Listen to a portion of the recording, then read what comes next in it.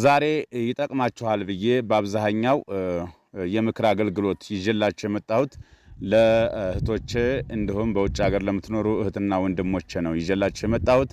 ይህ ሐሳብ ምንድነው ካላችሁኝ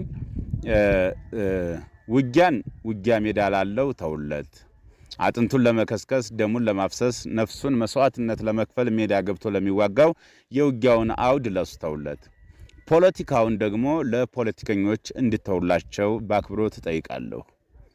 ምክንያቱም በትንሽ ጎጥም በትልቅም በትንሽም እየተከፋፈላችሁ ነገሮችን ለመበታተን የምትሰሩ የማዳም ዋይፋይ አመችን ብላችሁ ብዙ ነገር የምታወሩ እህቶች ወንድሞች አላችሁ። በዛ መካከልም ደግሞ ለፋኖ ትግል የሚጠቅም ሐሳብ የምታራምዱ እህቶች ወንድሞች እንዳላችሁ ሁሉ በጣም ብዙ ቤት እገባለሁ፣ እከታተላለሁኝ።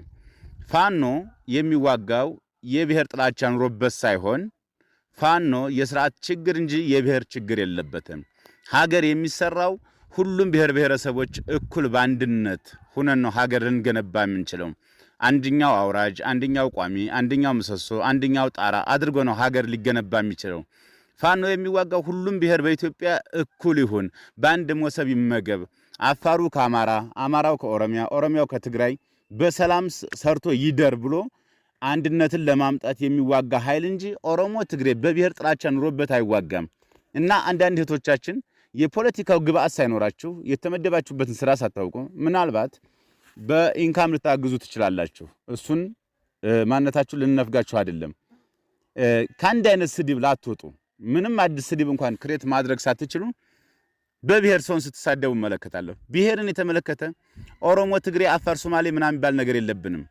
ከኦሮሞ ውስጥ አንድ ኦሮሞ ፖለቲከኛ ሊያጠፋ ይችላል። በስመ ኦሮሞ ተጨቁኗል፣ አፋር ተጨቁኗል፣ ሶማሌው ተጨቁኗል፣ ትግሬው ተጨቁኗል፣ ሁሉም ብሔረሰብ ተጨቁኗል። ማንነት ሁሉም ወጥቶ መብቱን እስከሚያራምድ ድረስ የሥርዓት እንጂ የብሔር ችግር እንደሌለብን ልታውቁ ይገባችኋል።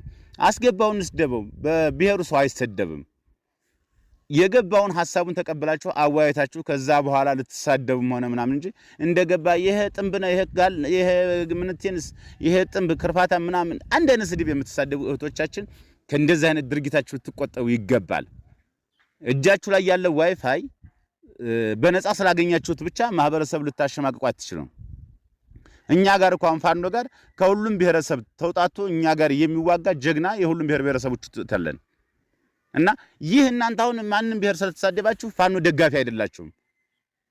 እንደውም ጥላት እያበዛችሁ ነው እየሄዳችሁ ያላችሁት። እኛ የብሔር ችግር የለብንም፣ የሥርዓት ችግር ነው ያለብን።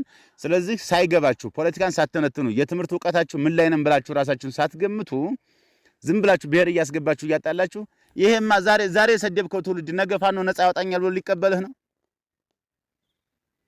እኛ የብሔር ችግር የለብንም። የሥርዓቱን ነው። ሥርዓቱን ለመጣል ደግሞ ተዘጋጅተን ወጥተናል። ሁሉም ብሔረሰብ አሁን ከጎናችን የተሰለፈበት ባለበት ሰዓት ላይ ሁላችሁም ኔትወርክ አመቸን ኢንተርኔት እጃችን ላይ ነው ብላችሁ በድንቁርና መንፈስ ብሔር ከብሔረሰብ ለማጋጨት የምትሮጡ እህት ወንድሞቻችን ከዚህ አይነት ድርጊታችሁ ልትቆጠቡ ይገባል።